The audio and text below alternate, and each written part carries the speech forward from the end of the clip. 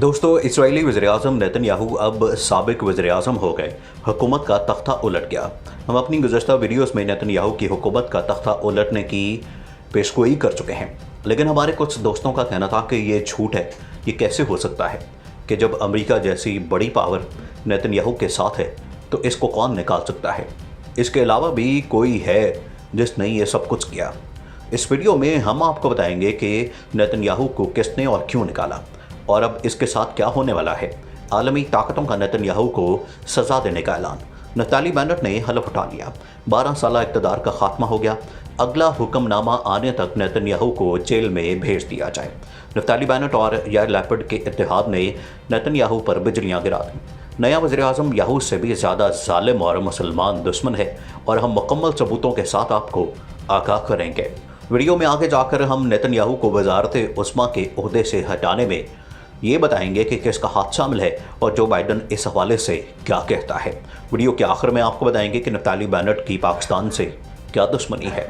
इस टॉपिक का आगाज़ करने से पहले नए आने वाले दोस्तों से गुजारिश है कि हमारे चैनल को सब्सक्राइब कर लें। दोस्तों, नेतन्याहू का 12 साल इक़्तिदार ख़त्म। जुल्म जबर के 12 साल के बाद नेतन्याहू जेल की सलाखों के पीछे होगा। मनी लॉन्ड्रिंग, धोखाधड़ी, करप्शन के इल्ज़ामात में नेतन्याहू की गिरफ्तारी यकीनी हो गई।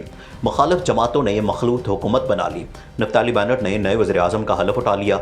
ये बात आपके लिए हैरान कुन होगी कि ये वही नेतन्याहू है जिसने मज़लूम फ़लस्तीनियों पर हाल ही में जुल्म सिर्फ इस वजह से किया कि उसकी सियासी ज़िंदगी में इजाफा हो जाए।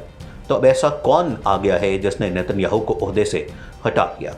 आप जो सोच रहे हैं बिल्कुल ठीक सोच रहे हैं कि नेतन्याहू को तो ओहदे से हटाने का जवाज़ ही पैदा नहीं होता। तो आपके गोश गुजार करता चलूँ कि याहू की जगह उस बंदे को लाया जा रहा है जो नेतन्याहू के मुकाबले में ज़्यादा जालिम है, ज़्यादा दरिंदा सिफ्त है, जिसने वज़ीर-ए-आज़म बनने से पहले ही कह दिया है कि फ़लस्तीनी रियासत का कोई जवाज़ ही नहीं बनता। अल जज़ीरा न्यूज़ के मुताबिक 2013 में उसने बयान दिया कि फ़लस्तीनी दहशतगर्दों का मारना एक आईनी तकाज़ा है, उन्हें आज़ाद नहीं करना चाहिए। नफ्ताली बेनेट को अक्सर ये बात करते देखा गया कि यहाँ कोई फ़लस्तीनी रियासत नहीं है। गज़ा के मगरबी किनारे में यहूदी आबादकारियों को बढ़ाने में इसका बड़ा किरदार रहा है, क्योंकि ये 2010 से ईशा काउंसिल का हेड रहा है जो लॉबिंग करती है कि मगरबी किनारे में नई आबादकारियाँ कहाँ कायम करनी है। ये वज़ीर दिफा भी रह चुका है और इसने हाल ही में पाकिस्तान के साथ एक पंगा भी लिया है। अब सवाल ये पैदा होता है कि नेतन्याहू का क्या होगा। 71 साल नेतन्याहू सन 2009 से इसराइल के वज़ीर-ए-आज़म है। वो इसराइल की तारीख में सबसे तवील मुद्दत तक वज़ीर-ए-आज़म के ओहदे पर फाइज रही हैं। वो 1996 से 1999 के दरमियान भी इस ओहदे पर फाइज रह चुके हैं। नेतन्याहू इसराइली फ़ौज में भी खदमात अंजाम दे चुके हैं। इसराइली वज़ीर-ए-आज़म नेतन्याहू ने हिज़्बुल इस्तिज़ाफ़ वॉर ऑफ एट्रिशन और 1973 में यौम किपुर जंग में भी हिस्सा लिया था। नेतन्याहू ने अपनी ज़िंदगी का कुछ हिस्सा अमेरिका में भी गुजारा है, जहां उन्होंने मारूफ इदारे मैसाचुसेट्स इंस्टीट्यूट ऑफ टेक्नोलॉजी में आर्किटेक्चर की तालीम हासिल की।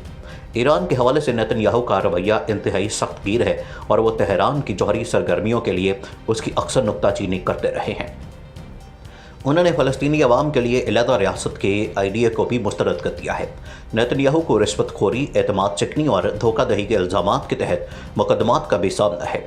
वह इन इल्ज़ामात की तरदीद करते हैं, लेकिन कहा जाता है कि इन इल्ज़ामात ने भी उनके लिए हुकूमत की तश्कील को मज़ीद मुश्किल बना दिया है। 120 रुकनी इसराइली पार्लियामान में अक्सरियत हासिल करने के लिए नेतन्याहू को इस्लाम पसंद अरब जमात, यूनाइटेड अरब लिस्ट और इंतहाई दाएँ बाजू की यहूदी कौमी परस्त जमात रिलीजियस ज़ायनिस्ट पार्टी दोनों ही की हिमायत लेनी पड़ेगी। लेकिन रिलीजियस ज़ायनिस्ट पार्टी ने UAL के साथ इत्तेहाद में शामिल होने से इनकार कर दिया है। दोस्तों, इसराइल के पार्लियामान ने इतवार को नई इत्तेहादी हुकूमत के क़याम की मंजूरी दे दी और इस तरह नेतन्याहू के 12 साल इक़्तिदार का खात्मा हो गया है। दाएं बाजू के कौम परस्त नफ्ताली बेनेट नए वज़ीर-ए-आज़म के ओहदे का हलफ उठा रहे हैं और हुकूमत की तब्दीली की क़यादत उनके हाथ में दे दी गई है। उन्होंने अपने खिताब में इस अज़म का इजहार किया कि वो सियासी तातुल के 2 सालों में 4 इंतखाबात में हिस्सा लेने वाली कौम को मुत्तहिद करेंगे। उन्होंने कहा कि उनकी हुकूमत तमाम लोगों के लिए काम करेगी और उसकी तरजीहात तालीम, सेहत और इस्लाहात हों। अपने खिताब में नफ्ताली बेनेट ने कहा कि यह गम का दिन नहीं, जमहूरियत में हुकूमत की तब्दीली होती है और बस। हम जो कर सकेंगे और किसी को भी खौफ महसूस करने की ज़रूरत नहीं। और मैं उन लोगों से कहूँगा जो आज रात को जश्न मनाने वाले हैं कि वो लोगों की तकलीफ़ों पर डांस मत करें। हम दुश्मन नहीं हैं, हम एक लोग नहीं। इक़्तिदार की शराकत से मुतल्लिक़ मुआहदे में यमीना पार्टी की सरबराही करने वाले नफ्ताली बेनेट सितंबर 2023 तक इस ओहदे पर फाइज रहेंगे, जबकि मज़ीद 2 सालों के लिए इक़्तिदार सेंट्रिस्ट यश अतीत के रहनुमा यार लैपिड के हवाले होगा। नई हुकूमत जो मुख्तलिफ पार्टियों का इत्तेहाद है, सिर्फ एक नशस्त की मामूली अक्सरियत रखती है। पार्लियामेंट में बहस के दौरान नेतन्याहू ने वादा किया कि वो वापस लौटेंगे।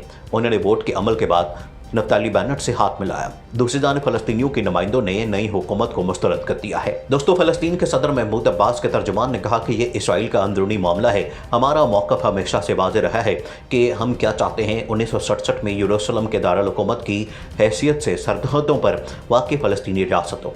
गज़ा पर कंट्रोल रखने वाले इस्लाम पसंद गिरोह हमास के एक तर्जुमान ने कहा कि ये एक कब्ज़ा और नौ आबादियाती वजूद है, जिससे हमें अपने हुकूक वापस लेने के लिए ताकत के साथ मुज़ाहमत करनी चाहिए। उधर अमरीकी सदर ने इसराइली वज़ीर-ए-आज़म को मुबारकबाद का पैगाम भिजवाया और उन्होंने उनके साथ काम जारी रखने के अज़्म का इजहार किया। इतवार को बेनेट ने सालों तक इसराइल की खदमात के लिए मिस्टर नेतन्याहू का शुक्रिया अदा किया। उन्होंने कहा कि नया इत्तेहाद ईरान को जौहरी हथियारों के हसूल की इजाज़त नहीं देगा। नेतन्याहू सबसे तवील अर्से तक इसराइल के वज़ीर-ए-आज़म यही हैं जो सालों तक सियासी उफ़क़ पर छाए रहे। नेतन्याहू लिक्विड पार्टी के रहनुमा बरकरार रहते हुए हिज़्ब इख्तिलाफ में रहेंगे।